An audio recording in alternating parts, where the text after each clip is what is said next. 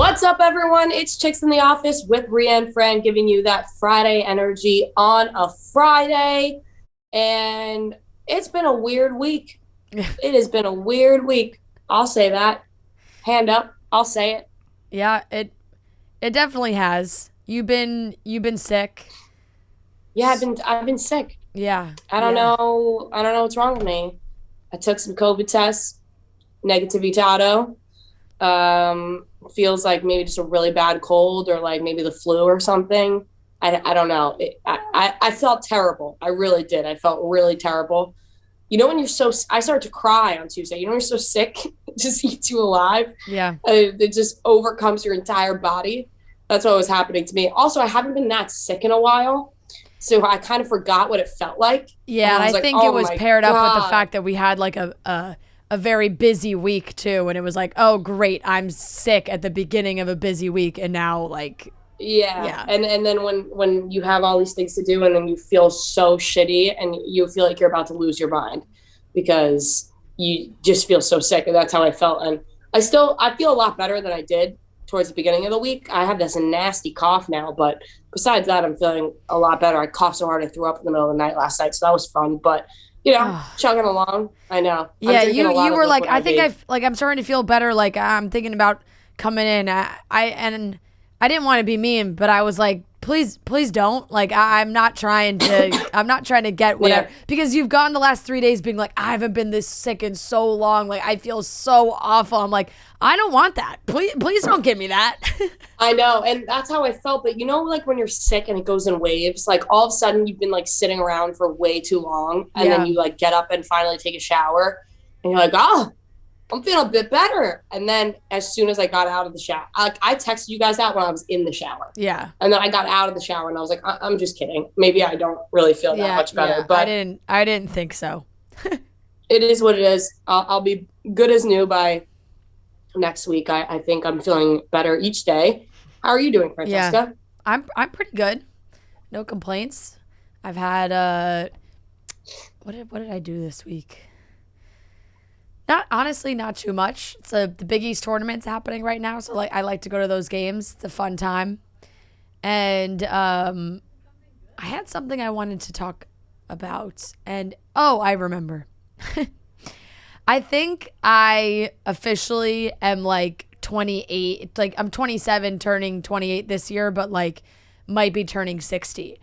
I have maybe gone the last 2 or 3 weeks, probably more closer to 2, where I am waking up in the middle of the night to go to the bathroom every single night.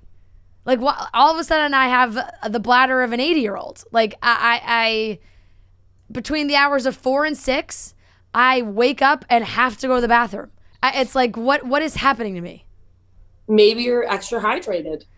Maybe, but I'm not. Like I know, like I'm drinking the same amount of water as I probably normally do. And I always go to the bathroom right before I go to bed. And I try and not drink. Like I have now consciously been like, okay, don't drink too much water before getting into bed because you keep waking up in the middle of the night to pee. And it's not stopping. It's really disrupting my sleep, I'll be honest. It's hard to fall back asleep at like 5 a.m. You know what it is, though? Now that it's in your head, you're going to keep doing it. I know. But you got to get it out of your head. I know. Because now it's just going to be a subconscious thing where you wake up at that time and have to pee, even if you might not have to. I know. Now, like, even if I just am tossing and turning a little, like if I just wake up a little, now my first thought is like, oh, do I have to get up and pee? You're going to be 28? Yeah, this year. That's nuts. And I'm not saying that in a way that's like that's old. I don't think that's old. It's more so like I met you when you were 23. Yeah. But how old were you when you met Fran? 19. Isn't that crazy? That even sounds more crazy to me. But 19 to like 24 you met her when she was doesn't 19. sound as crazy. Well, you know, 23 to 28. I was also 22. Like, what? Because February. So I started February 20. Oh, you were 22. Like I started February. Your 23rd birthday. Yeah, February 2017. And so I was turning 23, but not till September. So I was 22. Yeah. Oh shit, yeah. man! And I was 21. It's a long fucking time. We gotta retire. Yeah. We've been doing this for way too long. Way too long. I know.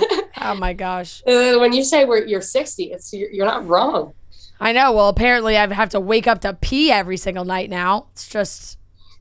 I go through phases like lately. You know my pee struggles. First of all, I have stage fright. Yeah, you do massively. It's one of those things that I'm sure people can relate to this if they have public bathrooms at their work. So like at our office, our bathrooms are stalls, and it's like the girls' bathroom and the boys' bathroom, but there's stalls. And so if I will sit down to pee, like I have to like concentrate on peeing. And if somebody comes in during that concentration period, it's over. And then I'm like, fuck, now they think I'm pooping. And like, why is that a bad thing though? No, she has a problem with it. Everybody does it. I don't poop at work. No. I have sometimes when you gotta go, you gotta go. No, listen, I am not shaming anybody for that. If you gotta go, you gotta go. You know how I feel about that. I'm very secretive about that in my life. I've never even, and I think I may have said this on the podcast. It goes on par with your dislike of bathroom humor. It's just I've never even, and I can't even.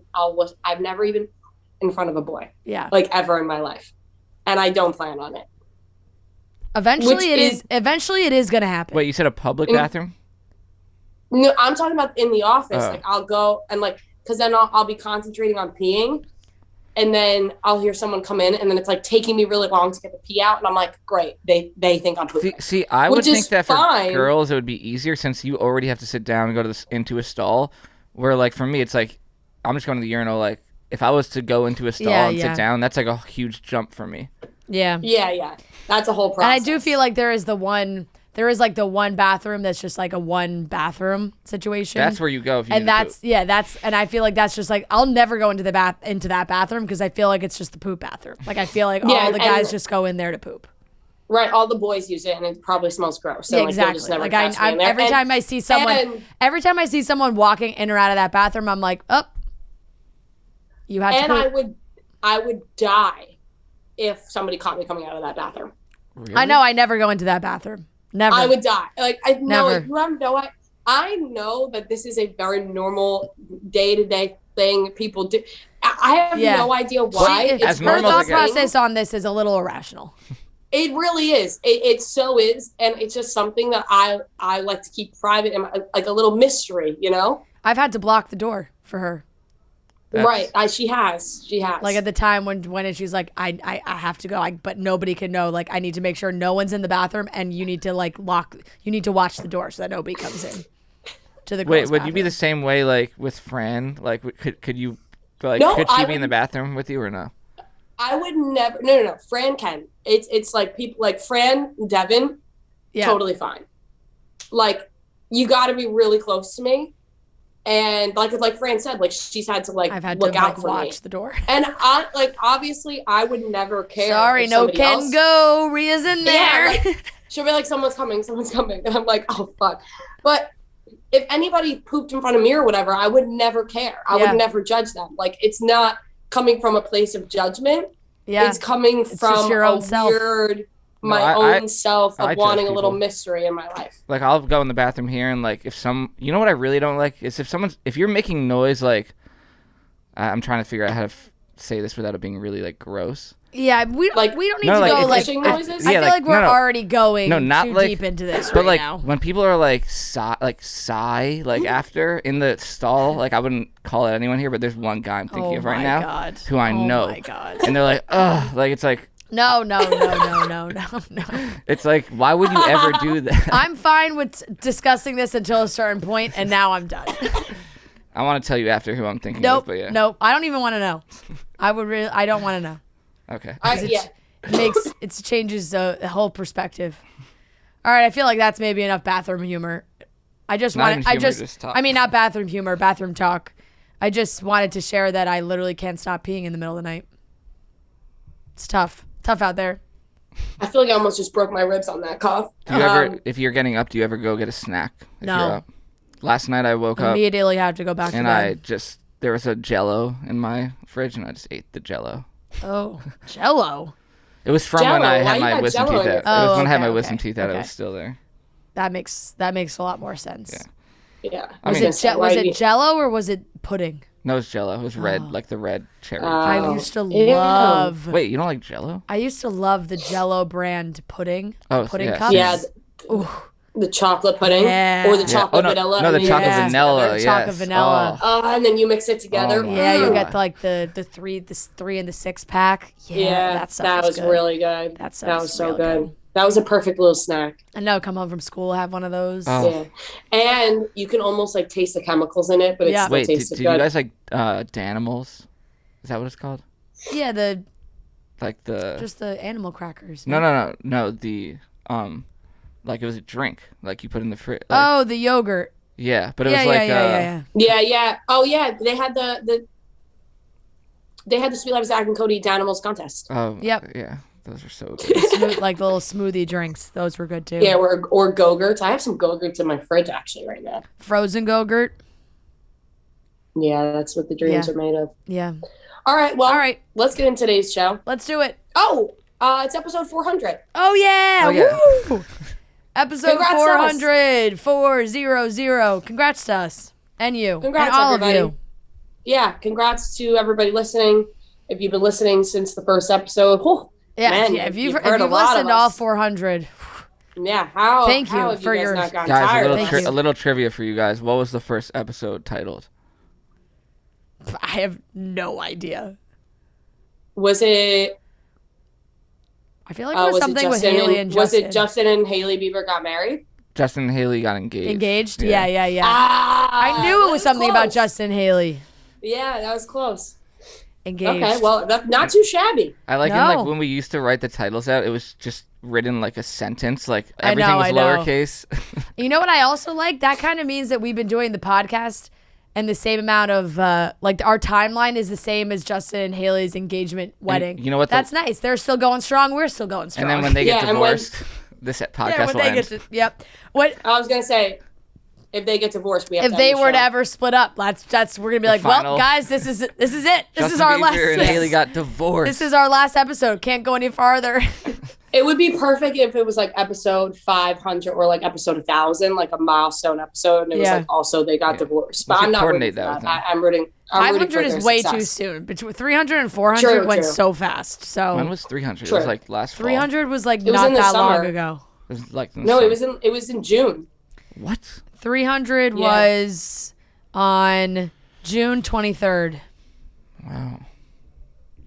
I guess that was fair. I mean, we're doing 4 a week right now. That's what I'm saying, less than a year. So you definitely don't want to have that happening in less than a year. They still made it longer than I think a lot of people thought they were. For sure. Sure. Justin's back on tour right now. Yeah, I saw some videos. I was rooting for them the whole time. Yeah, you were. Yeah. Day one. All right. Let's get into today's show. We got the Jeff Wittek and David Dobrik drama continues to unravel. Vlog Squad will explain that. Travis Barker and Kourtney Kardashian were seen having a very steamy makeout on the beach. Pete Davidson's got a new show produced by Lorne Michaels. Kim Kardashian is getting a lot of heat for this quote in the new Variety article about the new Kardashian show. And we have an awesome, very funny interview with Topher Grace. He was awesome. We also talked about The Bachelor with him, which I thought was hilarious. So let's get into it, starting off with Jeff Wittek and David Dobrik. You guys know how much we love Sling TV. It's the perfect replacement for cable TV in your life, especially with March Madness coming up. You can watch all the games on Sling. You don't need cable. And on top of that, you can watch all your favorite channels from Bravo, E, MTV. And they also have Barstool shows. Kelly Keys is getting her own show on there. It starts Sundays at 8 p.m. It's called The Other Line. You can get Sling and call into the show, and she'll answer your voicemails on there. And that's really exciting. Channel's Super free. happy for the her. Channel is free. And the channel is free, so go check that out. That will start Sunday night, as well as other Barstool shows on Sling. You can also watch Chicks in the Office on there, The Yak, whatever you're into from Barstool. They have it on the Barstool channel on Sling. So sign up now, and you can try it absolutely free. Go to sling.com/Barstool to sign up now and try it for free. Once again, check out Sling. You won't regret it. It's the perfect replacement for cable TV. So go to sling.com/Barstool and sign up now. Try it for free. So this Jeff Wittek and David Dobrik drama continues on. For those who are not familiar who Jeff Wittek, David Dobrik are, or the drama involving them, Jeff Wittek was a part of David Dobrik's Vlog Squad. Obviously, David would produced these 4-minute and 20-second vlogs. They would come out weekly. They used to come out multiple times a week. And then Jeff Wittek got into a terrible accident while filming one of these vlogs. He was on an excavator, I think that's how you pronounce it, that David was driving, and it ended really poorly. The video is online. It's actually terrible to watch, but I'm pretty sure. I mean, Jeff put it in his vlog or his documentary. So if you want to watch that, you could see what happened to his face and all that. And he got severely fucked up. He almost went blind in his eye. His whole head was cut open. It was a whole thing. And he got severely injured. And then he didn't talk about it for a while. And David stopped his vlogs for a while. And then Jeff made a whole documentary about what happened, all the surgeries he's had to go through. And then recently, Jeff had to get another surgery for his eye. And he said that David Dobrik did not reach out to him. And this is where the drama picked back up. I think that they tried to make amends after the incident happened. You see David in Jeff's documentary, and, David's trying to make it up to Jeff, and Jeff's trying to forgive him. And then I think things went south. I don't know exactly where, but like Jeff said in his podcast, he's like, David never reached out to me. I got, after this current surgery that I got, and he felt like he should be reaching out all the time and every time he gets surgery, because this accident, he's saying, is because of his vlog. And then David hadn't spoke on it publicly until this past week. He talked about it on his podcast because Jeff was talking about it on his podcast. And also there was a roast of Bryce Hall that happened before the Super Bowl. I know that it might've been a week before the Super Bowl. And they cut out Jeff's set, and there's a lot of rumors going around about why Jeff's set was cut. Jeff said on his Instagram story that it was because of David and because he was making jokes about David. And that roast was run by Jason Nash, who's David's best yes friend. And also sponsored by SeatGeek, which was obviously a big sponsor of David Dobrik. So Jeff said that, his set got cut because of him. Other people are saying that it was cut because of certain jokes Jeff was making, and other people's jokes got cut, like Josh Richards' jokes got cut. Some other people's jokes got cut because of the tone of the jokes. So it's kind of unclear on whether or not David really did have a say on whether or not Jeff's jokes got cut or whatever it is, but this is what Jeff seems to believe. And then David went on his podcast this past week to talk about what happened, and he said that it's time for him to talk about it. He hasn't talked about it publicly, and obviously he was very apologetic, and he said it's the worst thing that's ever happened to him. He would do anything to take it back. He wished it was him up there. He was the one driving, and David also said that Jeff wanted to keep it between David and him, that it was Jeff's idea to get up there, I guess, because then that makes it look like it was Jeff's fault.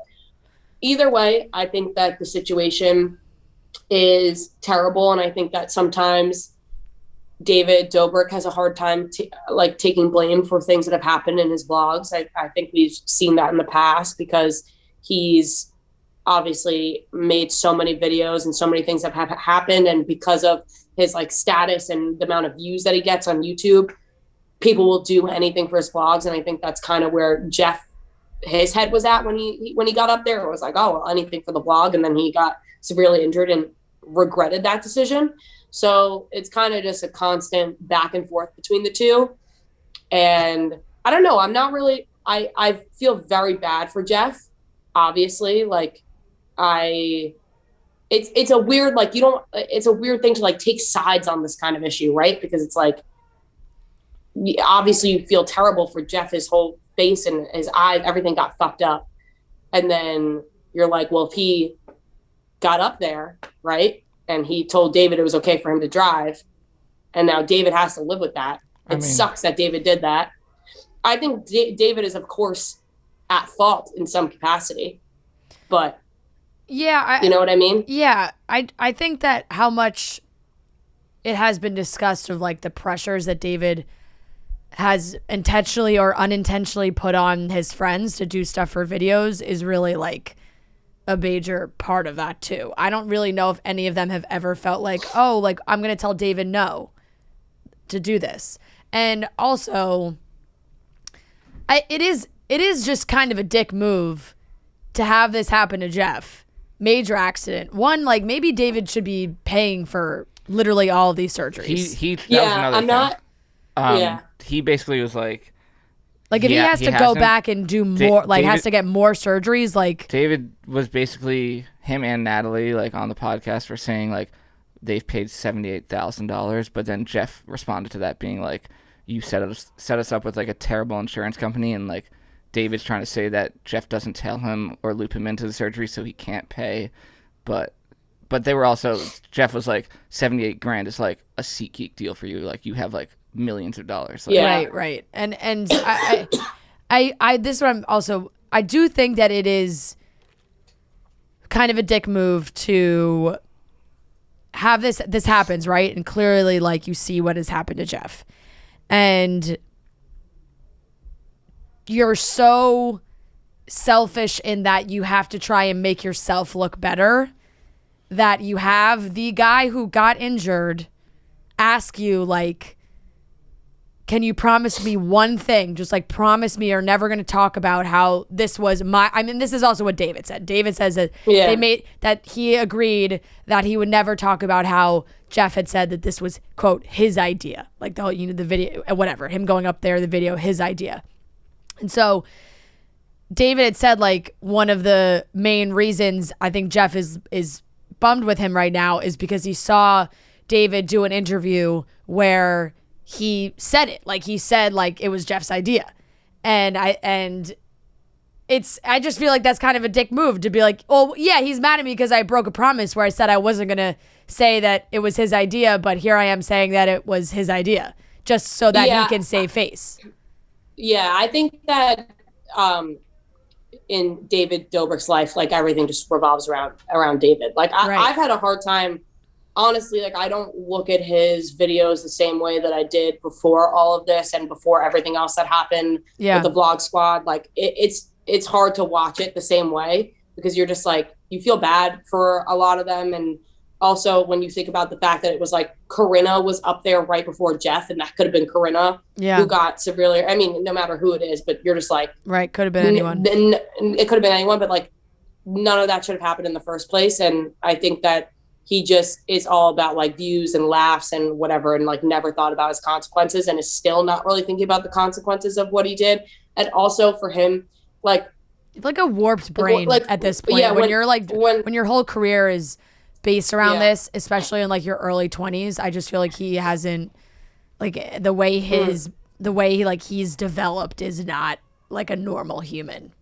And also when he's like, it's the worst thing that ever happened to me. It's like, it's probably the worst thing that ever happened to Jeff. Right. Like, you know what I'm saying? Like, it's kind of, he's putting it on him, making people feel bad for him.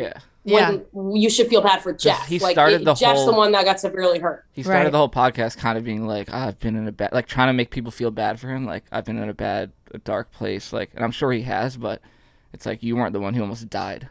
So. Right. Yeah, exactly. And I feel really bad for Jeff because I used to watch like a lot of Jeff's videos, and just apart from the Vlog Squad too. And you can kind of tell his whole demeanor and his whole personality has changed since the incident. And you just kind of, you feel bad for him because he's clearly going through so much and having to go through all these surgeries, and obviously probably dealing with now some, things that go on top of that, like anxiety, depression, all these mental health issues on top of also physically not feeling well. Right. So I do feel really bad for Jeff. And I don't know. I think that with David, it's just like, people are still going to watch him. People are, people who have been fans of him for so long are always going to give him those views. And I think he'll end up kind of just, I don't know. I want to say fading away, but I really don't know. But because he kind of has a little bit,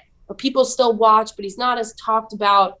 And his videos are never going to be the same. It's never going to be what it was. No, eventually you have to move on from that as well. Just like I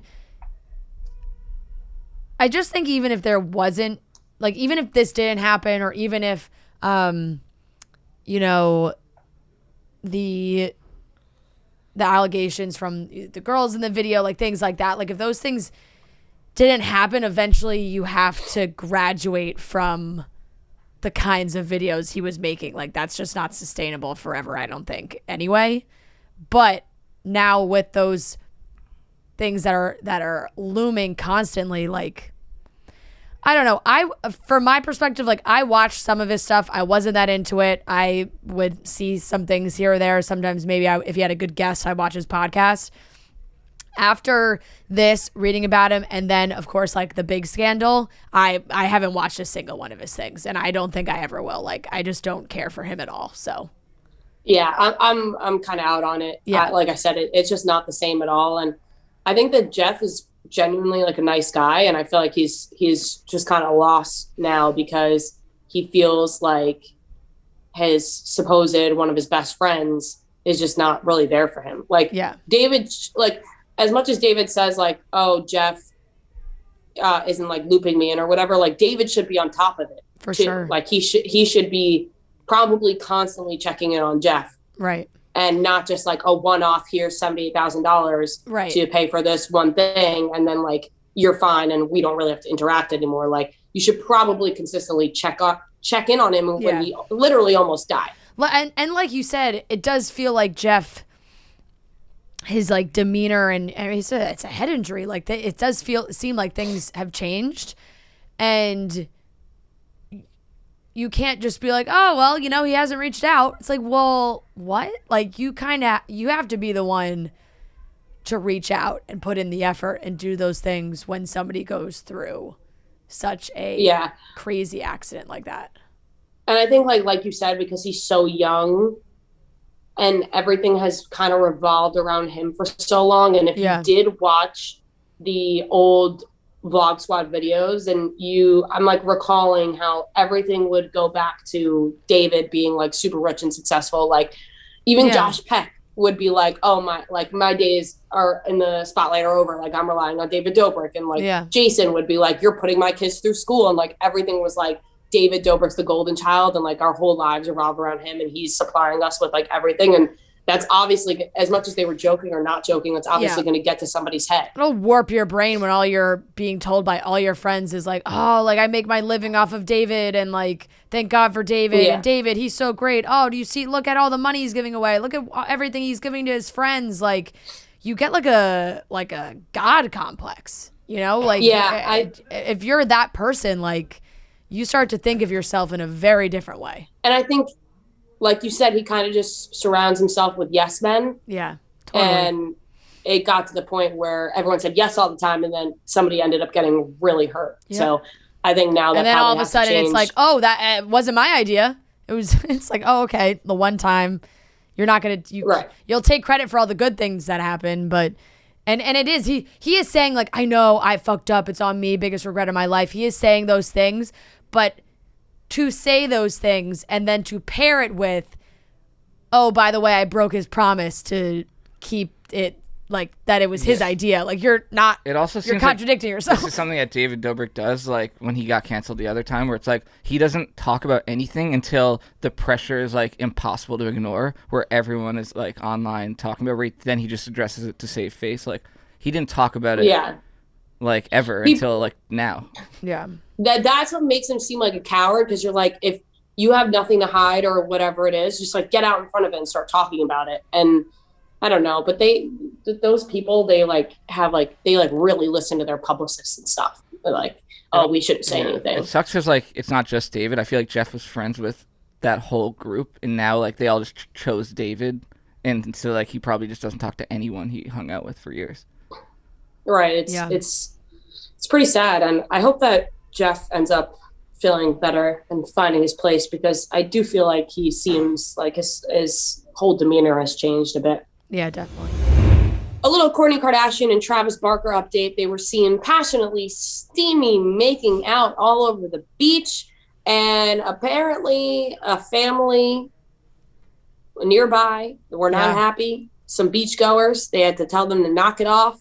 It's a public place. There's children around.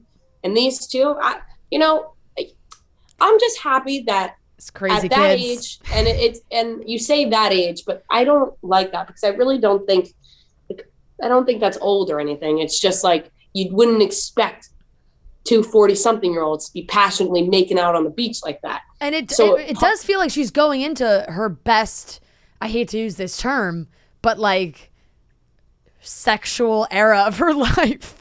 Right, and so you're almost really happy for her. Yeah, like I just feel like she's been embracing it. Like it's just like some people they dry up at that age. Yeah, and you don't want that. So for them to be honestly goals.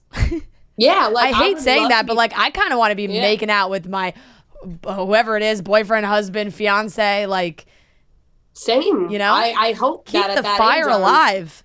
Passionately making out on the beach, and so as people will judge them because they're going to be like, as 40-something-year-olds, they should know better. But if you were in your early 20s or younger than that, you would be passionately making out on the beach, and people would still be upset with you. So do I think that a family would be upset maybe seeing that their younger kids? Possibly. But am I one to care about that? No. Because will I be passionately making out on the beach? Yes. Have I done that? Yes. So who am I to judge? Right. And like a family, if they're like, like, get a room, it's like you can laugh it off. And it does seem like, at least from the TMZ article, it said that that after that happened, where it was like, oh, a nearby family walked up to them, don't know what they said, but after that, then they ran down into the ocean. Like, the pictures are so funny because, like, they're on the beach, one, and of course, like, it's the classic being, like, fully clothed on the beach, which I just feel like they always are. But she was in a bathing suit. He was in, like, shorts, bathing suit, like, shirtless, but she had jeans on. And I guess she had just walked down to the beach, like, with her jeans on. She had a black, like, one-piece suit on. And, like, she's on top of him. He's pulling her jeans off. Like, if you just look at the still frame, it's like, holy moly, okay, whoa. We're just, like, it looks like they're just derobing. And I'm really happy about it. Like, I don't have much to say. I mean, the people online are going to be upset, and the families are going to be upset. But I love it. I think we just need to be happy that they feel this passionately about each other, right? I know. I love it. Why can't we love and passion? I know. And it does. And it just seems like, and there's always all this talk about, just in the world of celebrities, right? Of fake relationships and playing it up and, this is passion. This is love. These two, like, this is actual legit feelings, and you can see it, you can feel it, even just from looking at these pictures. So who are we to say that they can't be doing that? If they were fully naked, sure, that breaks some laws. But if they're just having a little fun, taking a little dip into the ocean, do it. Do it. And also, you can't be fully naked doing that, because then you might become a registered sex offender when you're not a sex offender. Exactly. So you don't want to be doing that. No. But if you are passionately making out with your clothes on, I see no issue with it. These kids got to grow up one day. They got to see what kissing's like. So let them see it with Kourtney Kardashian and Travis Barker. Who better to teach them than those two? Right. A great story to tell. And I hate to kind of like pair these things together, but I guess the Scott Disick and Holly from Too Hot to Handle thing is like actually a thing. But the way that Scott, it's funny because it just feels like they're both living in they're both, like, I'm trying to explain this the right way, like Kourtney and Travis making out on the beach. Like, it feels very, I feel like the last time I made out on a beach was like high school, and it's like the same thing, like Scott's commenting on Holly's pictures being like, ugh, where's my photo cred? Like, and she's like changing her captions to be like, photo cred at let the Lord be with you. It's just like the funny flirting online. Like, who comments like, ugh, where's my photo cred? My 12-year-old cousin's like friends. Yeah. Like when she posted Instagram and like all of her, like everybody's, and she gets like all these comments, oh my God, like whatever. And then there's like the one that's like, oh my God, hello, photo cred. Like, that's like Scott Disick. or when you were talking to a boy and you took a picture of him and his friends, and then they post the picture and you comment like, photo cred. Yeah, exactly. Like, who took that amazing picture? Yeah. Yeah, exactly. It's like, oh my God, great photo. Who took that? I once gave the driest hand job of all time on a beach. On a beach? I mean, the combo, sand, that sounds awful. Night, like we had nowhere else to go. Yeah. And we got ice cream and then went on the beach, and we were obviously like making out and stuff. And then I gave literally the driest hand job Long Island's ever seen. It's hilarious.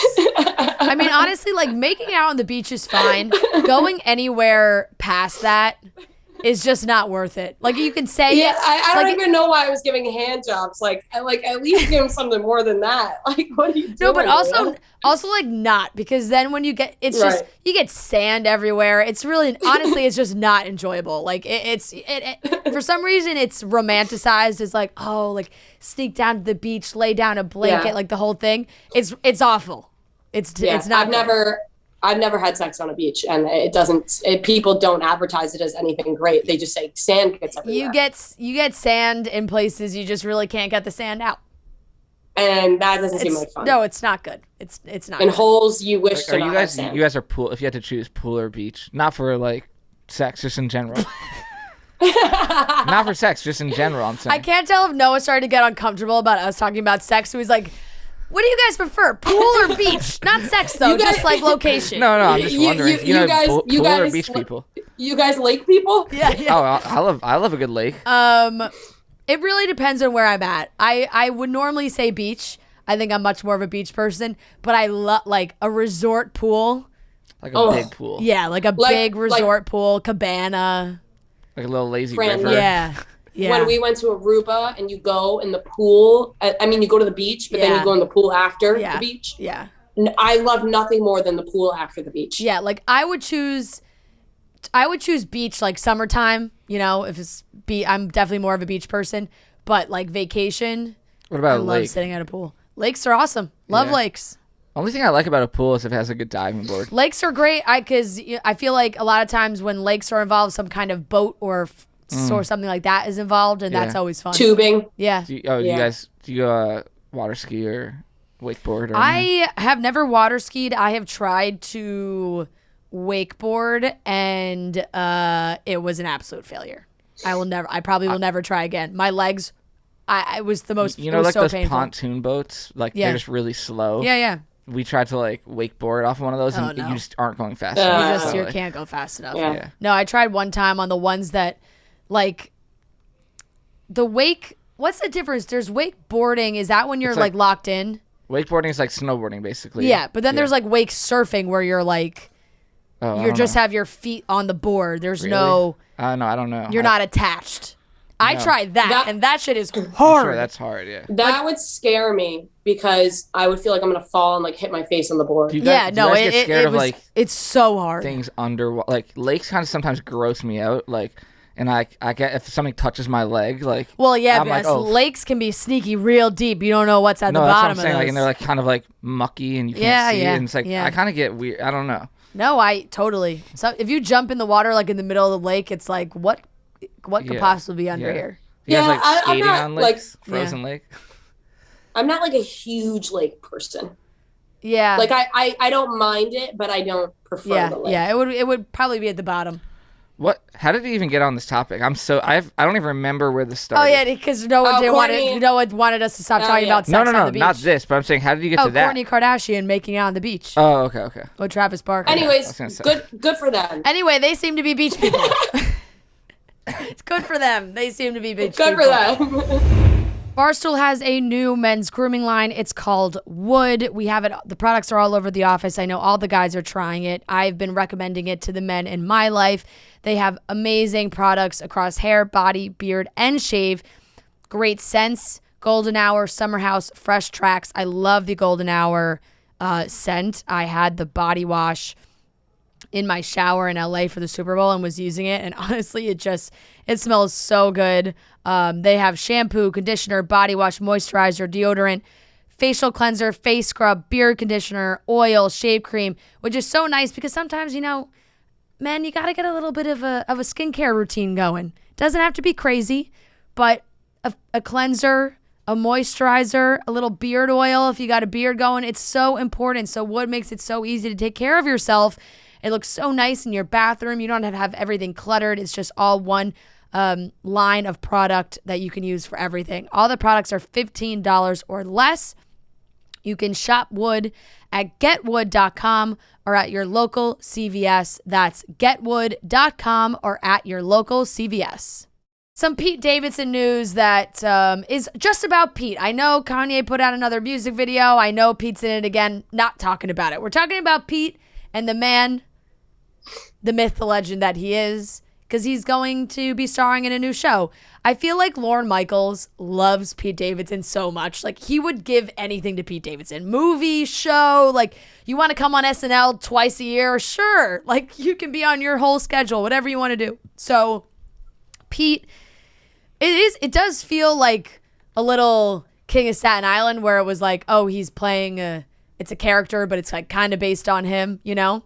So now this is a show. He's going to star as a fictional version of himself in a comedy series.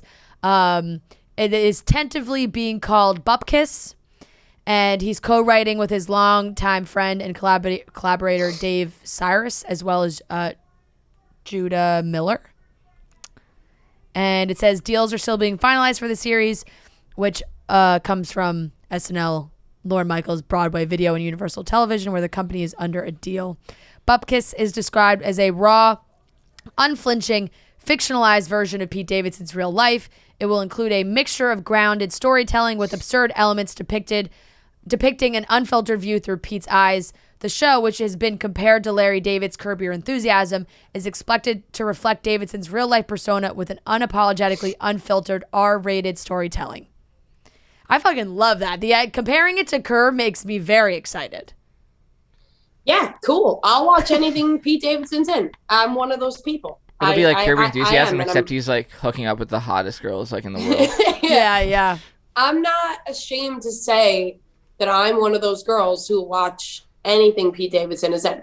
I will. So will I watch this show and probably love it? Yes. Remember when Fran said, like, with a straight face that you had a chance with Pete Davidson? Oh my God. You know what? Yeah. I stand by that. At the time, he's with Kim Kardashian. No.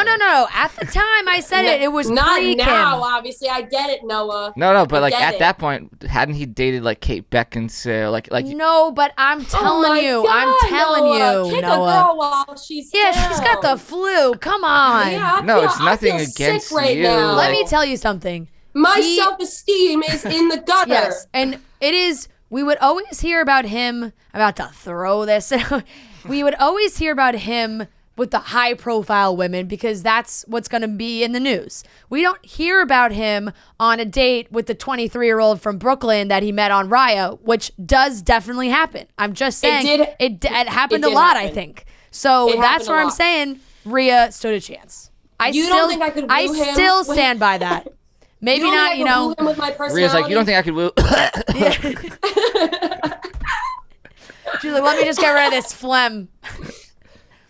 Once I get rid of this cough, I'm unstoppable for when it comes to Pete. Not my looks, but maybe my personality would have been able to woo Oh, don't Pete. sell yourself short. And not at this point in time anymore, because obviously there's no going back to Kim Kardashian.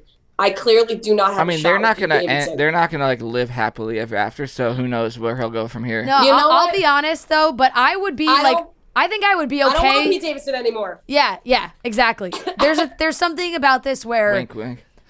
And this is just like, I feel like after all the relationships and everything, be like, okay, yes, these are all, you know, beautiful, beautiful women. You can't get stuck comparing yourself. Every woman's beautiful in their own way. So you're not sure. You can't be like, God, is he looking at me and thinking of Kate Beckinsale? Because it's going to be tough. But Kim Kardashian, it's just like status. You know? Yeah. Although, solely for the Eskimo sister brag. I mean, if you worth it. I mean, you would be Eskimo sisters with so many people with Pete Davidson, like cool people. So many cool people. Who else is he? It's been Kate. Like, who are the big ones? Kate, Kim, Ariana Grande. Oh, Ariana Grande. Forgot about her. Phoebe Dynevor. Yeah. Margaret Qualley. Yeah. Cassie David. Maria Chifo. I'm so sick. Yeah. We've lost her. We gotta move on. We've lost her. Anyway, I'm very excited for this project. I think that's an absolutely great idea. And I feel like Pete is just going along, living his life, getting projects, working on new movies, dating Kim, and just leaving all the drama and other stuff behind, which is great. It's good to see. Okay, and a little just Kardashian update because they just did a massive Variety article talking about the new show for Hulu. It sounds great. Seems like they're very excited about it. It seems like they're going to be doing it a little bit more like docuseries, sort of, I guess. I don't know. It just like they were very excited about the drones and everything involved. Biggest takeaways were they're all getting, rumor is this was a 9-figure deal and all the sisters are getting paid equally because they're all equal. They're all getting paid equally. I feel like Kim should get more. Chloe, no, they're equals. Chloe is like the Tristan Thompson stuff. We're going to see some of that. We're not, as of right now, not actually seeing Pete Davidson, but Kim did say like maybe there's an opportunity. It wouldn't be this season, but maybe next season. And that she is open to discussing like how they met and things like that. So maybe we get some background of their relationship. Apparently Kanye filmed the first episode before things went to shit. And then after that, I don't think we'll probably Did they say, are they gonna seeing like him at all. Show her side of like just seeing what Kanye's doing right now or no? No, it seemed more like she was like, I'm never going to talk poorly about the father of my children. Yeah. So like it just feels like even if the shit that is happening, it's not going to be really over the top. It's like, oh, maybe they touch on it, but it just feels like she's like, it made it seem like, I don't want my kids to like watch this and like hear me talking about their dad like that. So feels like that's probably not going to be touched on as much. I think we're going to see a lot of Kourtney and Travis. I thought Scott was going to be in the show, but now I feel like I'm not quite sure because he wasn't named once in this Variety article, and they like really felt like went very in depth on the deal and what we're getting. So I'm not sure what the status is there, but we're gonna see a lot. They're gonna be back. Kris Jenner, she said money always matters. They walked away from E, and she wouldn't reveal like bidding war if things are really happening. She's like, oh, I'm not gonna, don't kiss and tell, not gonna share everything.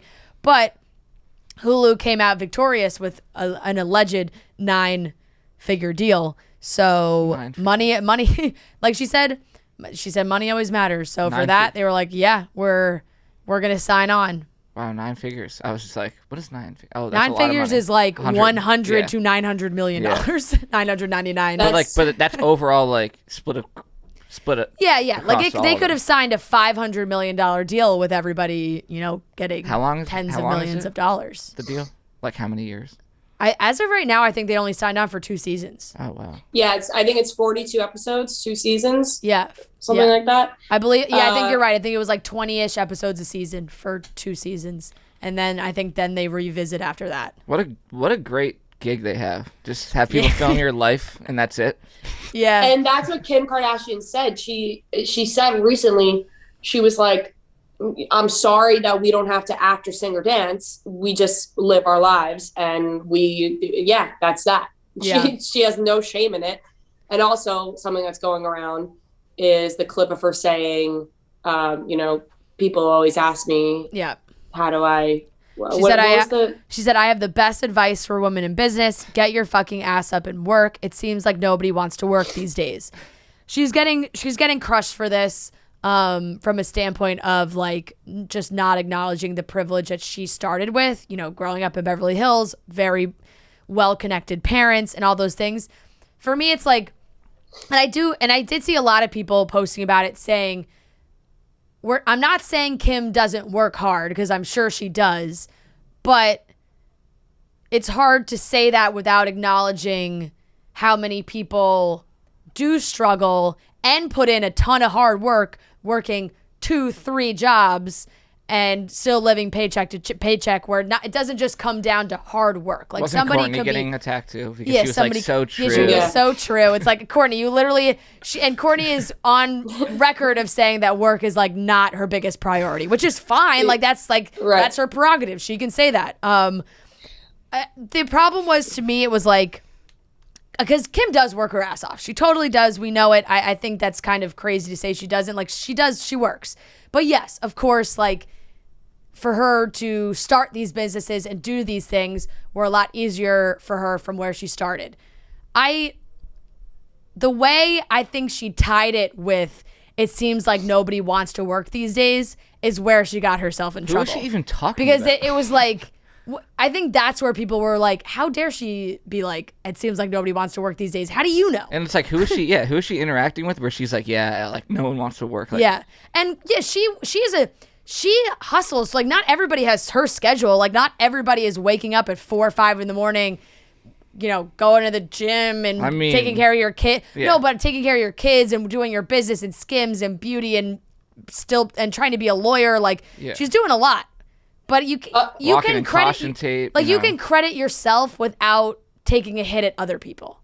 Yeah. Right. Also, when people are working multiple jobs and they're still not seeing the income that they wish they had, it can cause a lack of motivation, where is Kim Kardashian and all the Kardashians are seeing millions of dollars roll in from what they're doing. Yeah. So that makes them motivated to want to keep working. And people who are really rich only become richer and get really money hungry because they are so addicted to seeing that money come in, that now they are motivated and they know it's coming in, where it's like, when people are not gaining that, they could lose motivation there too. So there's so much that goes into that. I understand why people are like, okay, well, relax. Yeah, right. Like, but like, she does work hard. Like, I don't think people, that's another thing, is like, I think people can criticize that quote while also acknowledging the fact that she works hard, because people will automatically discredit that and be like, okay, Kim Kardashian, like, all she did was make a sex tape and like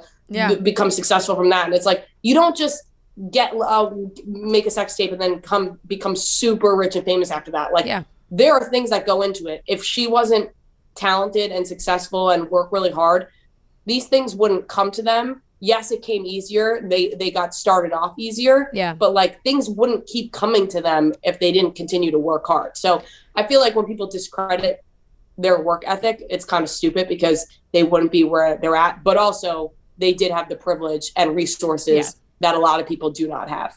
Yeah, I think, and I don't, like, it just is something that maybe she needed to elaborate a little bit more on. Like, the Variety article was full of very quick, sharp quotes that it felt like they were really trying to hit. I feel like it was the way she said it too. Yeah, it was like the way she said it, and I think she was trying to be like, boom, you know?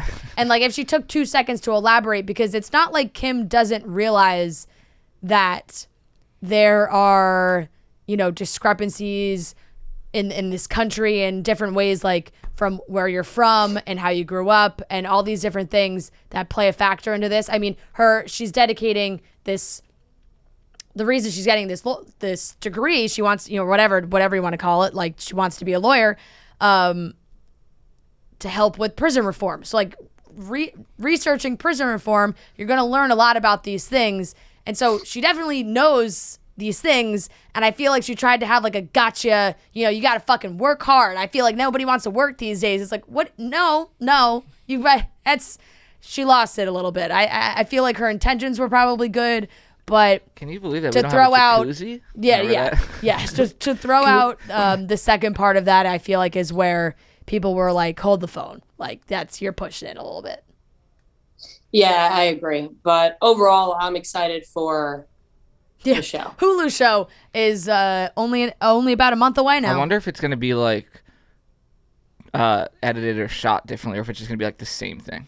It seems like it's going to be shot a little bit differently. It looks a lot more, the way they described it, like, I don't want to say high def, but like cinematic. Yeah.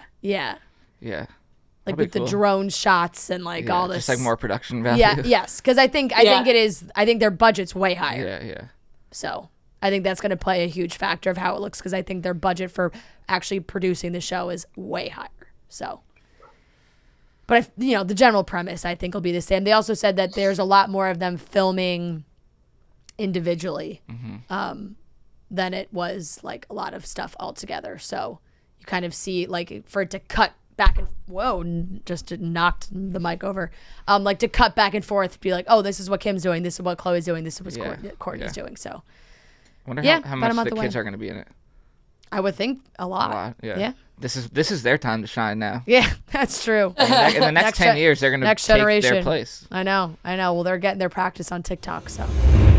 We have an awesome interview with Topher Grace. We had so much fun. We talked about everything, and it was great. He really made us laugh. But before we get into that, guys, there's an app that I have been using that has honestly saved me so much money. I did not realize how many subscriptions I have been signed up for and was paying for and totally forgot that I did that. So Truebill, that's Truebill, is a new app that helps you identify and stop paying for subscriptions you don't need, want, or simply forgot about. On average, people save up to $720 a year with Truebill. Because companies make subscriptions hard to cancel, Truebill makes it incredibly simple. You just link your accounts and Truebill will cancel your unwanted subscriptions in one tap. And your Truebill concierge is there when you need them to cancel unwanted subscriptions so you don't have to. I think one of my favorite things about this is that it's so simple. It's literally like one tap, one click. You can look at all of them, see what ones you don't want, because companies make it so hard. I remember like a couple months ago, I was trying to cancel a subscription. I couldn't find it on the website. I had to click on all these different links. I had to call. Like they make it so hard. And so for Truebill, it's so easy. It's all in one place. And it's good to just kind of see everything that you're linked to. Like sometimes you really do forget about the things you sign up for. Maybe you did a free trial on a streaming service and didn't realize you never canceled it and you've been paying for it. Truebill will save you. Truebill has over 2 million users and has helped save them over $100 million. So don't fall for subscription scams. Start canceling today at Truebill.com/chicks. That's Truebill.com/chicks. It could save you thousands a year. One more time, Truebill.com/chicks. All right, everyone, we are here with a very special guest in studio. We have actor Topher Grace joining us. This is big for us in studio because everything now the last 2 years is just over Zoom. And we were just talking right before you got in here. We were like, oh, shit, we're going to have to like interact with him in person. Yeah, and so far, not good. It's not going well. Been bad. No. I'm going to take off, actually. All right, everyone. Thanks for joining us, Topher. Yeah, thanks. And ladies and gentlemen, Topher Grace. By the way, I should do that. You should that would have been great if I committed that and just walked out. Like we all thought we were joking. We did a big round of auditions for the show I'm on right now, and saw a lot of amazing people. Some of them you're like, man, that person's so funny, but they wouldn't be right for this role. Yeah. And we had this guy come in where we're like, this isn't right for the role, and he improvised because it's like my younger brother in it is much richer than me, and he improvised yelling at his maid, which is not something we would have had in the show. But we were all cracking up, and he pretended to go out the door and like yell at the maid in the kitchen or whatever. And we're like, that's crazy. And they're like, oh my God, what if we just like took off? And they were like, all right, come back in. And the guy left. It was like part of his bit. And I have not seen him since. But that's when amazing, I do, though. And maybe he'll hear about it here, I was like, that was so baller. Mm-hmm. And it worked. Like, and we were all laughing and he didn't even have to stick around to hear it. And now you have to be considering him in the future at some point for something. Well, was he auditioning to play your brother? Yeah. Okay, so it wasn't Jimmy Tatro. No, it was not. He did not get the role. Did not get the role, and we never got in touch with him. He actually, he's an accident right after that. He actually just disappeared. But I thought, talk about commitment. Yeah, that's unfortunately you didn't have the chops that he did. That's right. We didn't. Yeah, that man's name is Timothy Charlemagne. Yeah. Unbelievable! What a career. If only he'd stay. Who? If only Timothy had stayed. Yeah, we would be on our show instead of Dune. Yeah, exactly. Probably would have worked out better for him. Yeah, so you're in the second season of Home Economics. How's it going? That is the show we are talking about. That is the show. That is the one you're talking about right now. It's great. The cast is like, you know what the weird thing is? It's better saying it on one of these shows is you can look right into that when you go on any of these shows. I really want to emphasize. Yeah, it's right into that. I've been in the business 20 years. You go on any of these shows and you're like, love the cast. The cast is like a family. We all have the best time. Every day is a ball of laughs or whatever. But when it actually does happen, you don't know what to say because you're like, but really? Like it is. Like, and they're like, well, you didn't mean it the last time or something. But I truly it's great. The star of the show is the 5 people. And I just like, and I got to be part of them coming aboard it. And so I'm just like kind of fanning out on them all the time. It's great. Yeah, I feel like obviously you're not going to have like the worst experience ever on a set, but it's not going to be the best experience ever, right? But how would you describe that for like a movie that's just like, it went well, the set was fine? It'd be funny if I just did a whole junket and just answered honestly. I'm like, man, I don't know if it really turned out great, but like in this case, job's a job. Yeah, job's a job. It's what it is, guys. I mean, you gotta show up every day. You gotta show up every day. It's my contract. But I do like this one. I'm a producer on it, but it's not. I have very little power. But I really wanted to like read with everyone when they were, and then you still don't know because I'm like I get along well, especially Carla who plays my wife. I was like because I have so much stuff with her. I really wanted to be someone who I thought was amazing. But like you don't know how the whole group's gonna do, and the whole group has to have that chemistry.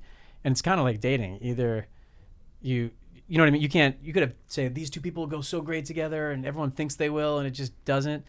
And I'd been on a show where there was a really great chemistry between a group and I was like, man, what are the odds this can happen again? And the first day I went to work, I was really nervous about it. And like, say 48 hours later, I was driving home and I was like cocky. I was like, I don't even have to do that much. Worked out again. Well, exactly. What do you know? It's a series of green lights. Like, but I was seriously so thrilled because I felt that thing and you go, it's just, it's magic when it happens and sometimes it doesn't happen. So then were you on board first and you really got to see all the other cast auditions? Yeah, and I said, I want to read with everybody who will come in to read. And we had some like famous people who or I would say everyone was known who's on our show, but there were some very famous people who were interested.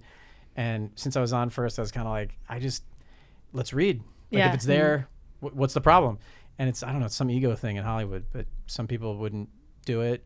And we just made a hard rule. It would have made me feel more comfortable to be on a poster with, kind of share that responsibility a little bit. But then we just thought it's kind of a tricky tone. It's very funny, but it's very quiet. I thought, we got to see it from everyone. Right. And I want to see if I have that connection with them. And right. That is the interesting that some people are just big enough where they're like, I don't need to audition. I was going to ask, one of those people. Do you still audition for things? Absolutely. It's usually when, like on Black Klansman, I said, hey, I think I can play the Grand Wizard of the Ku Klux Klan. Yeah. Everyone on my team, people were supposed to help me get jobs. Yeah. And people who were involved with the movie were like, like we don't see it. And so it's on you.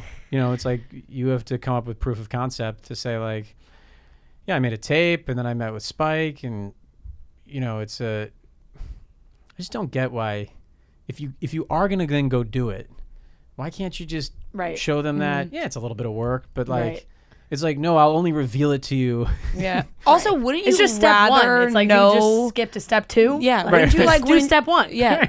Know the script a little bit before you even sign on to something, right? Like you read the whole script. Don't they want to like you? Well, yeah, that's the thing. It's like, you know what it is? It's like dating in your 20s. My early 20s, I was like, maybe I can fool this person into liking me even though I'm an idiot. And by actually my early 30s, I was like, you know what? This is who I am. And, I had a lot of people be like, not for me. Thank you. But it only takes one, and you actually... Worked out. What's that? It worked out for you. It worked out. But it's like, it only takes one person. And also, you kind of don't want to be with someone who wouldn't want to be with you anyway. So who do you want to trick, Exactly. That's a good comparison there.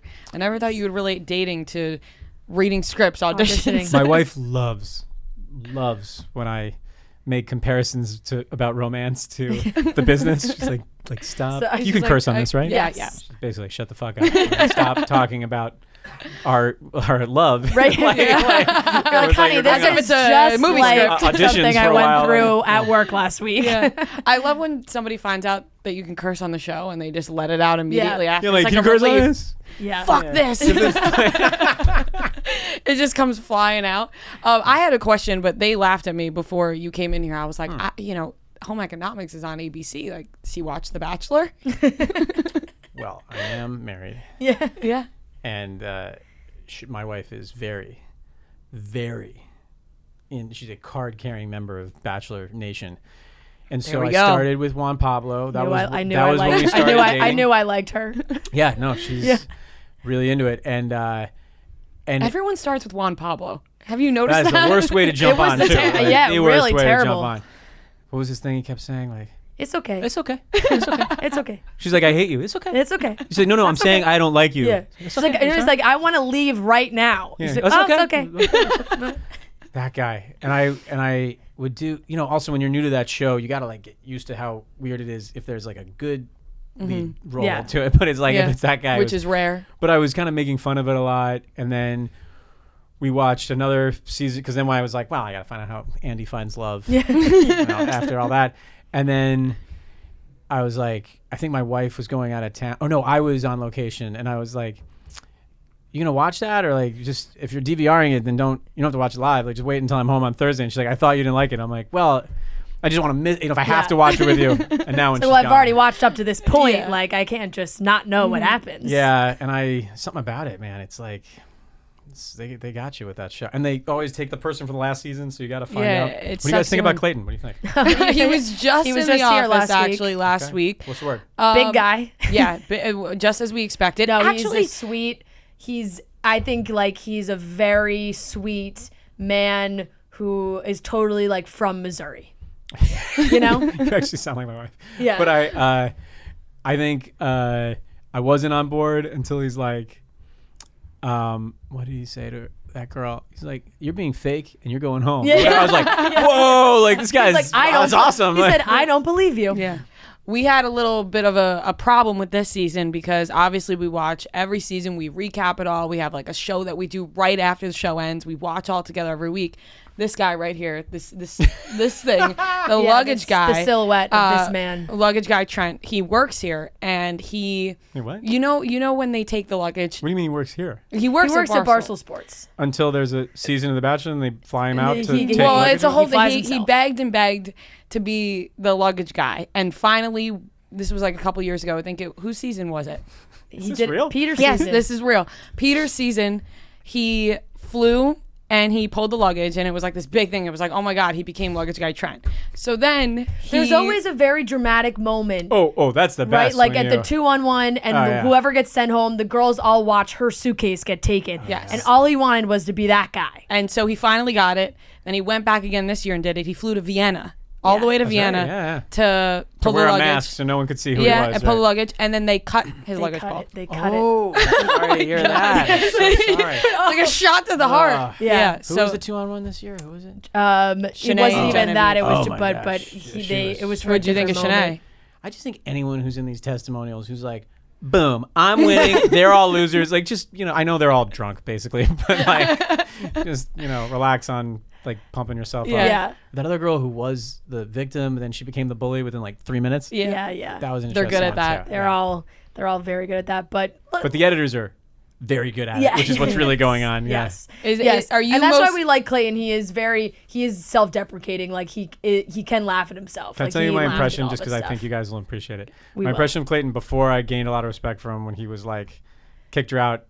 What is it? They went to that therapy thing. Yeah. And she's like, someone's being performative. And he's like, it's you. Get out. But before that, my impression because I'm like my wife has to tell me to, I'm sure this is most husbands, but she's like, please shut up. Like, please, I really actually want to hear their reasons. And I'm like, just making fun of the whole thing. But my impression of him was like, I've heard someone in the house is a bitch. And someone said it was you. Are you a bitch? is just exactly how he was the entire the girl's season. and by the way, first of all the girls should say like no, but they're all like, okay, I'm just taking a time, and they taking cry a second to like so process hard. this. They're like, no one's ever called me that before. But they don't say no either. They just say like, okay, I'm just like my head's spinning right now. Like I can't understand what's happening. That's what he did when he asked Genevieve if she was an actor. He was like, "Are you?" No, that's where my impression started. Are you an actress? Are you an actress? And she's like, "Okay, I just like need a second." I'm like, "Just say no," because he'll believe you. Like if you just say, "I'm not an actress," he'll be like, "Cool, just had to check in." Oh my gosh, so funny. Company man, ABC. So now you're in it. By the way, I was into it way before. We did a promo. Way before. Did you ever see a promo for season 1? You should check where we were with the Bachelor. Yeah. And that came we from saw it. Literally, me and my wife were sitting around like, "Wouldn't that be funny?" We're like, "Let's do it." Yeah. It was very funny because I remember watching. Obviously, like we watch live, so we watch all the commercials. So when we saw, we were like, that was a really good promo. Yeah, good. That was a really good on promo. our show in like a month, and we shot breaking news. We shot one at Shark Tank. It was great. Oh, that's awesome. It was really cool. We're like pitching them to be a guest star. Like, that is really cool. Yeah, it's really funny. So you are season 2's on air. It's airing right now. What is the reaction from a cast? Because sitcoms, some thrive, some don't. A lot get one season, and then you never hear from them again. Mm-hmm. When you got greenlit for that second season, how'd you feel? I rarely smoke cigars, but I took $1,000 bill, which they do make. I was going to say, on what? fire. How do you get one of those? Lit that cigar with the $1,000 bill. In retrospect, it was not worth it. But no. It felt great. I mean, the truth is, I really think when you're doing one of these, it's my wife's going to kill me again. It is like a marriage. It's like you're spending a lot of time with not just the cast, which is great, but also these incredible writers, and our crew is great. And we had it started after COVID. So after, the whole thing, there are people on our set, we've never seen the bottom half of their face. Right. But there was such a feeling of gratefulness and of like gratitude, just like to know that ABC was paying for us to be able to do that during that time, and for it to be a show about a family, and then you have this feeling these are the only people you're seeing. Mm-hmm. And it does have that family feel. And so it was more of kind of like, I feel this way about this show. And then when you get renewed, oh God, other people feel this way. And it's just it's so fun. That show is so much fun. Like every actor is like, I'm sitting there, I'm like, she like knocks it. And he, passes it to him and he knocks it in. It's just great. Yeah. Now, obviously, what it's like to be on a show for an extended period of time, many years. Do you have a cap now on like how long you want to go for shows? I can't do that again. The answer is yes. I mean, I like doing it, and also, I think also I got a little heat for this on 70 Show because I left before the show ended, but I kind of, when it starts to whatever, it's kind of on the actors because the studio, the network, they'll make it forever. Yeah, and you were in that just like age of really, that's when you were growing up. Yeah, but it was about me, but it was also like, I just thought, man, I want this thing I want to be on it while it's good. And, Eventually Michael Scott had to leave the office, Yeah, and, I think, what happens is it winds up going a little bit of time after that and then not. Mm-hmm. But I... Marissa Cooper left the OC. She really left. Yeah. She left in a body bag. Yeah. But I think at the time people might have thought I had some kind of design. I just I just wanted to you look at these shows, they will just go like 8 or 9 years past if they're working. Right. Mm-hmm. And I think it's kind of up to the actors at some point to say like, this is, we've told the story, you know what I mean? It's over not to now. keep talking about ABC shows, but like Grey's Anatomy is on like their 20 millionth season. So but we still got questions about I know. what's going on in that hospital. I know. Believe me, I still watch every single My number episode. one question is like, they gonna do an HR thing about how many people are fucking in that hospital? Everybody. Like it's a little bit like relax on the coupling up thing. Yeah. They really normalize it on that show. So now you're on that 70 show, and now you're at the point where your show is kind of getting remade, sort of. Not remade, but now they're going to do a spinoff. They're going to do the 90s show, and it feels like we're seeing a lot of shows that are like that now. Yeah. How do you feel about seeing something like that being made? Well, my great friends, Kurtwood Smith and Deborah Jo Rupp, who played my parents, are, I shouldn't even say friends. I mean, they really kind of were like parents. For your parents. My other parents. Yeah, my other parents. He was giving me like shaving tips on set. And like, one time, this is after the show wrapped, we went out for lunch, for like a brunch, just me and him. And it's just, they're such wonderful people. And they're on that show with a group of kids.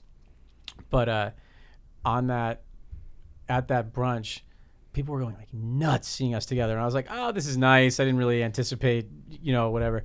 And then we realized it was Father's Day. I felt so, I was like, oh, we're not. Call your dad and apologize? I didn't go out with my own father that day. Like, it was crazy.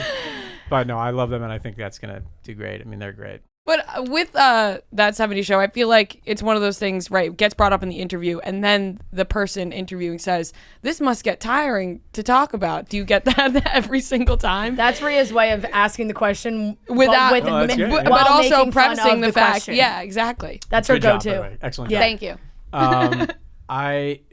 The answer is I think if you loved your time there and you love what it became, and those shows have an interesting life where they are one thing when they're on, and then they're another thing to another generation because they're around for so long. Yeah. And so I actually, even after I left, I was like really enjoying people's reaction. No, I'm so proud of it. It's a lot of work, Yeah. And you know what's crazy? This might be too weird of a thing to talk about on this podcast, but if you watch Friends, let me apply it to a different show. Not your marriage. Now hear me out. It's very much like my wife.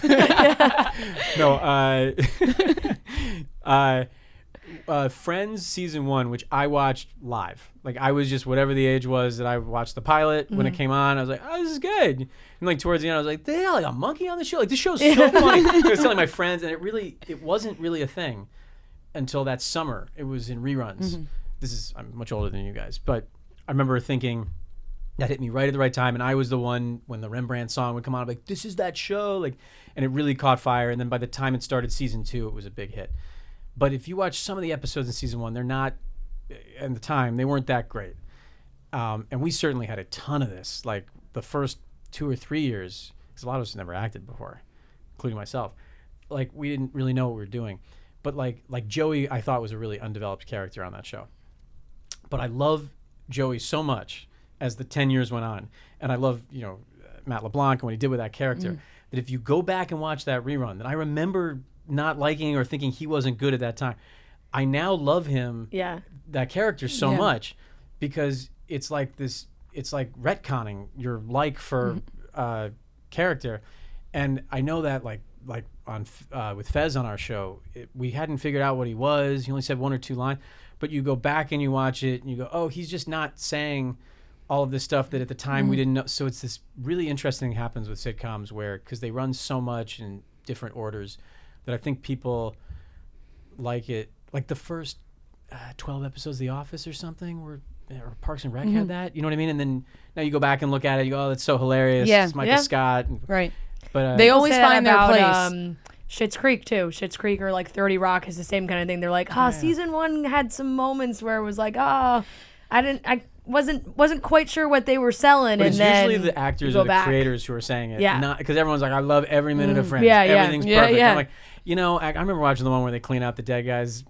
And I was like, this is let's get back to the Ross and Rachel thing. What's going on with that? Yeah. And they kind of figure out the. Also, when you watch the shows when you're really young and then you go back and rewatch them when you're older, like for me with That 70s Show, I would watch it like when I'd come home from school at like 3 o'clock, it'd be on TV and my dad would be sitting on the couch watching it and I would watch with him. And then this is like, very sweet. It was great. But then as like the years went on and we did the same thing year after year, I was like, oh, they're smoking weed. Like I had. How old were you when you were? Like really young. I mean, the show came out in 1998 and I was born 1997. So it's like. Love hearing that. Nothing better than someone saying, I grew up on that show. I'm like, come on. If you want to walk out now. That's appropriate. This interview is over. But I was like, oh, cool. They're smoking. All right, I got it now. Yeah, it all makes sense. Yeah, the brilliant thing about that show is the creators. I think actually the studio was at an independent studio, which they don't have anymore. This is actually the last independent TV studio called Carsey Warner. They did a lot of great shows. They had this idea of like, it's 2 shows. So when it's on at 3, it's all about like Eric upstairs with his parents, and when it's on at like 11 at night, it's like downstairs, like rock and roll, but it can be both, which I thought was really smart. Yeah. So she said, you probably get asked about that all the time. How often do you get asked about when a date with Tad Hamilton? All right, not as much as I should. Not as much as you should. That's what I'm saying. This question: why wasn't that nominated for an Academy Award? I don't know. I don't know either. It's one of my Fran's favorite thing to do. All-time favorites. All right, I'm sorry, I'm going to do this to you. It's one of my all-time favorites. To you ladies, but I need to know your ages right now. I'm 27. Yeah. 24. Okay, my wife is 33, and she never watched that '70s show. I met her at a charity event. But you watched When a Date with Tad Hamilton. And here's the thing. I was, so she's 10 years younger than me. I was like 23 when I made that movie. Yeah. I was like, man, it's a cute movie. She was like 13 when it came out. And she like thinks it is one of the great, like still to this day. No, I walked in on her watching it, and I'm like, what are you doing? I'm not really that, this film isn't that, I don't think I'm that good in it. And she's like, no, this is like your best performance. But I'm very, this is getting a little creepy. I'm very grateful for that movie, because that's why, like kind of, she's from like middle America. Yeah. And it had a big effect on her, I guess. Yeah. And on you too, I'm sure. It had a big effect on Fran. Sorry, taken, okay? Calm down, Fran. Yeah, relax. It's a little I thought that movie was, I always thought that movie was so cute. It's a good comfort movie, like when you just want... It is a pure comfort. It was, even when we were making it, I think. When you just want like a good rom-com of like friends falling in love. It was a throwback Our to favorite genre. Yeah, it is. It is everyone's my favorite rom-coms. Yeah. The guy who like, no, look at me. Yeah. Don't look at the guy who. Don't look at even Josh I would Duhamel. want to be with. but at the end of it, I remember them kind of talking about when they were developing it. It was like going to be, it's kind of a throwback to like '60s movies. Like those kind of Rock Hudson, Doris Day, like very. There was no edges in that movie. No, it was great, but I was the edgiest part of that movie. Yeah, you kind of were. That is very funny. But we have to wrap up, because I don't know if you're doing other shows. Oh yeah, they said, do you want to warm up on one? And I was like, show me in one that I don't care about, and then I'll get good. This one really doesn't matter at all. Then go with the the real good. Well, this is good. I feel ready to go. Good. You'll be really prepared for the next one. Great. Home Economics is on Wednesdays on ABC at 9:30 p.m. Topher, thank you for joining us. Thank you for coming. Thank you for not walking out. Yeah. Well, I will now. This interview's over. Yeah. All right, that wraps up today's episode of Chicks in the Office. We love you guys. We hope you have a great weekend. We'll be back on Monday. And by the way, I never gave my take on The Bachelor, so I'll do that really fast. I see both sides of the issue. I think that Susie probably should have told Clayton, and I think that Clayton was pretty aggressive after Susie told him what she thought. Those are my thoughts on The Bachelor, and we'll talk to you on Monday. I'm glad, because apparently there was a girl in the YouTube chat on Cutting Stems who was like, where's Rhea? Like, she would side with Clayton. You gotta have sex in the fantasy suites. God, people just think I'm a horn dog. No, I see both sides to the argument. I really do. I think that the way he talked to Susie was kind of just pretty aggressive. It was dickish. It was so dickish. Hard. Yeah, it was like you can't just sit there and kind of understand where she's coming from. And then for Susie, it was like, you knew the show you were going on, so maybe you should have told him that. Yeah. Although if he thought you were the one, maybe he shouldn't have done that. So that's why I see both sides. Yep. I see both sides too. Absolutely. All Great. right. We'll be back on Love Monday. you guys.